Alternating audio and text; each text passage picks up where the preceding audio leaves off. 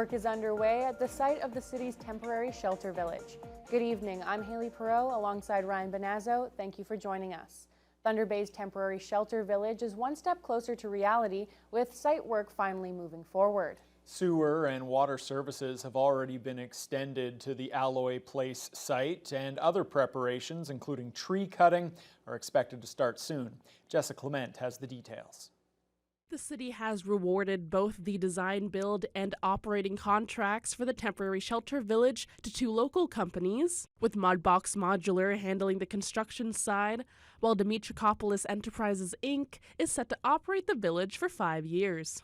Encampment response lead Riley Willinen says crews have started working on the approved site at the end of Alloy Place. Extension of services, water and sewer has already begun right to the property line, and then in the future months we'll see some site preparation starting, which would include the things like the tree clearing. A pricing breakdown for each contract has still not been made public, but city manager John Collin told council last week the combined cost came in at just under $10 million.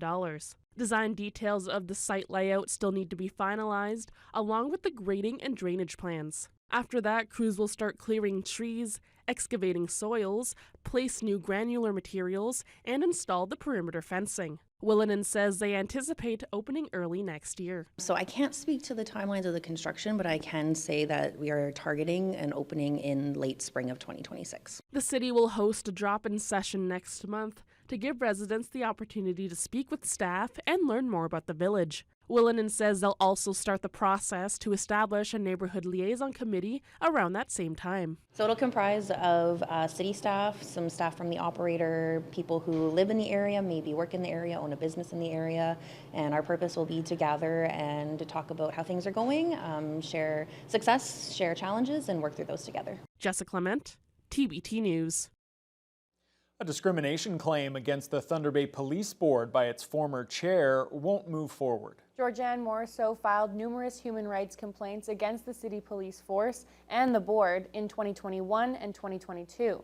But now the Ontario Human Rights Tribunal has dismissed her claims of employment discrimination because Morisseau wasn't a board employee. Jonathan Wilson has the details. It's much bigger than that. In a recent decision, the adjudicator with the Human Rights Tribunal did not address the legitimacy of Georgianne Morisseau's allegations that she faced discrimination on the basis of race and ethnic origin. Instead, the adjudicator disagreed with Morisseau's submission that her relationship to the police board should be considered one of employee to employer. He pointed out that the board did not hire her, did not control her rate of pay, could not dictate her responsibilities, and could not fire her, and therefore her complaints on that basis were dismissed. Morisseau also made a human rights claim against the police board and its former secretary, alleging that she faced reprisals for filing a human rights complaint in the first place. On that issue, the adjudicator agreed with Morisseau that the Human Rights Code protects people from reprisal or threat of reprisal for initiating a human rights complaint. There's no word on when that complaint will be heard by the tribunal. A lawyer for Morisseau says she would be preparing a statement to the media in the coming days. Jonathan Wilson, TBT News. A high-profile murder trial is getting closer to its completion at the Thunder Bay Courthouse. After a week-long break, the Crown's case against 43-year-old Cameron Adamko resumed today, with the final witness taking the stand.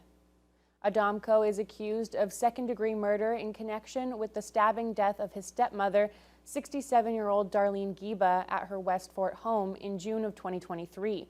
Today, the jury heard from a forensic biologist about DNA evidence found on the X-Acto knife recovered by police.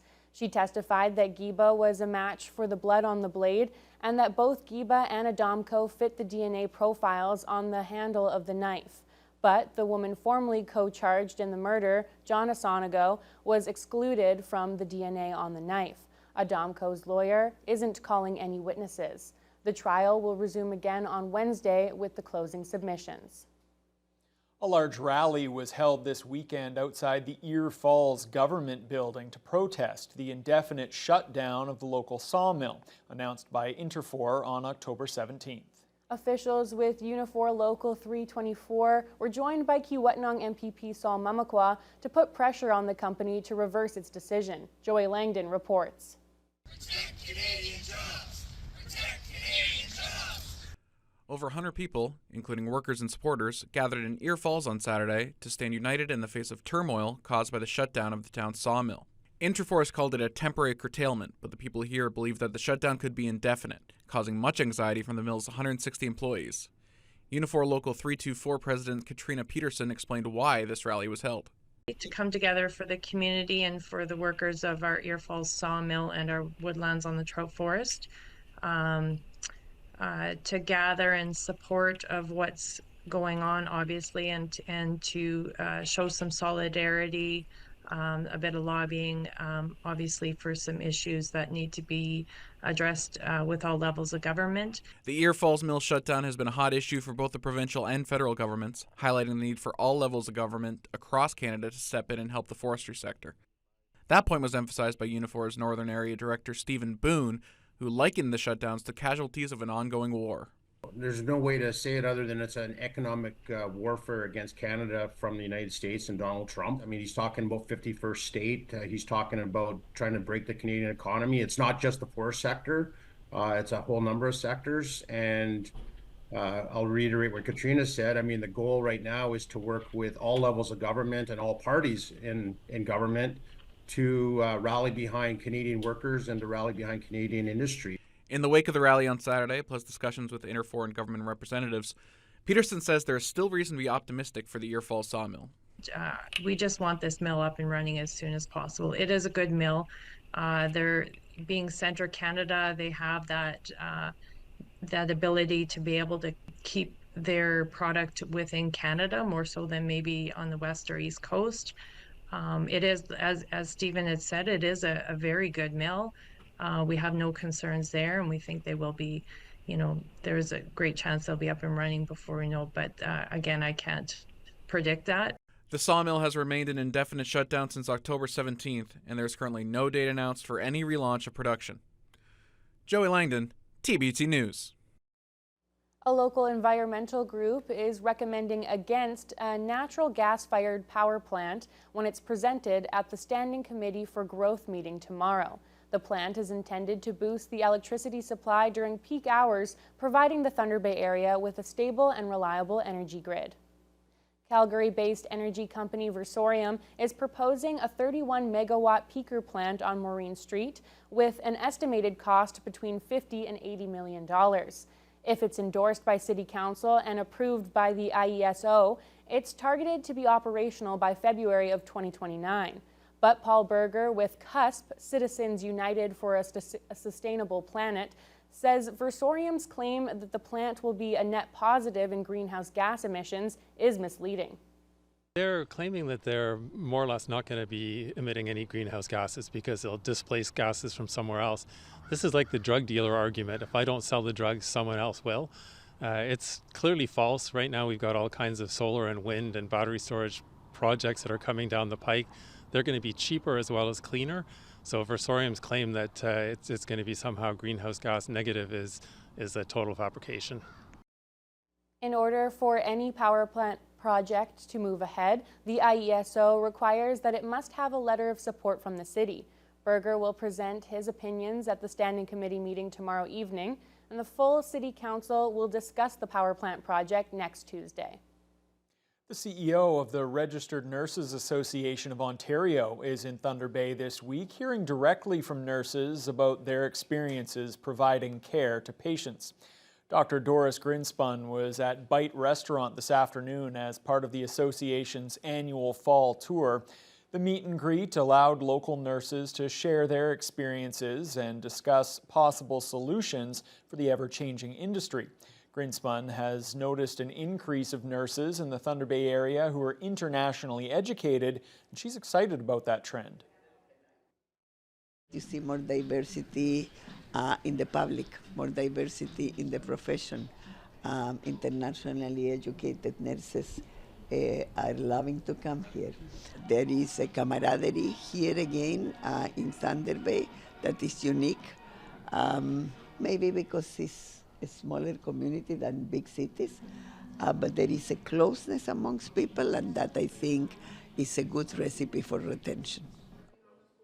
Tomorrow, Grinspun will tour Confederation College to hear from students and nursing leaders about adopting the Nurses Association's best practice guideline into the curriculum. The Kiwanis Club of Thunder Bay and the local Staples Business Depot presented a pair of big checks to Sherbrooke Public School and St. Jude Catholic School today. The schools received $2,000 apiece for new supplies for their students. Emma Chilton has that story. The presentation was made at Sherbrooke School, and officials from both Sherbrooke and St. Jude schools were on hand to receive the checks for $2,000 from the Kiwanis Club and Staples Business Depot. Sherbrooke Principal Nikki Marks and St. Jude Principal Frank Roberto both expressed their gratitude, saying the donation will make a meaningful difference for the students and teachers.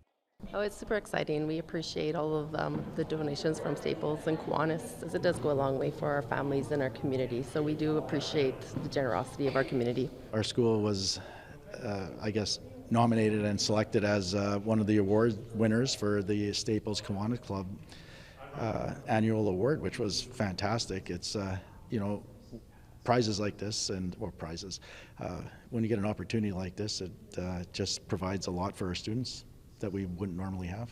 Staples General Manager Ryan Bailey says they're proud to support local schools and students and look forward to continuing their partnership with schools around the community. It's kind of nice when we can actually support local schools, students as well, because our back to school season is obviously the bedrock of our business. So having the students coming into the store and purchasing supplies, so it's nice to be able to actually give back that way. Students from St. Jude tell us what they would like to see the funds spent on. I hope they get more more stuff to play in the gym, pencils, because our classroom's running out of pencils very quickly. Because the random pencil monster. That we can have more stuff in the gym to play with. Maybe more of those robots that are in the library.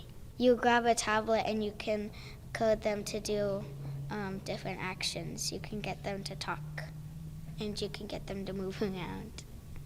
Emma Chilton, TBT News. Pencil monsters will get you. Somebody stole my pen too. It's like a crime spree. Oh my goodness. Well, I have no idea who that could have been, Ryan. But I can tell you that it was a beautiful day today. And Fiona, I'm sure you'll tell us all about that. It certainly was. And once again, we were well above normal in Thunder Bay and pretty much across the region.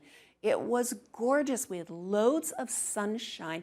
Now, here in Thunder Bay, we did have a cool night. We started out at -2, wind chills of about -4, which is not too far off the norm for this time of year, but we warmed up to 14. Our normal is 7 for this time of year. So gorgeous day, loads of sunshine. Winds started out fairly light from the northwest, which is why it was a little bit cooler overnight. Northwest at about 4 kilometers per hour. Throughout the day, it started to rotate around and has most recently been coming from the southeast at winds 24 kilometers an hour and gusts at times up to 35K. Now, we're not the only one that has been well above normal. That's the trend across the board.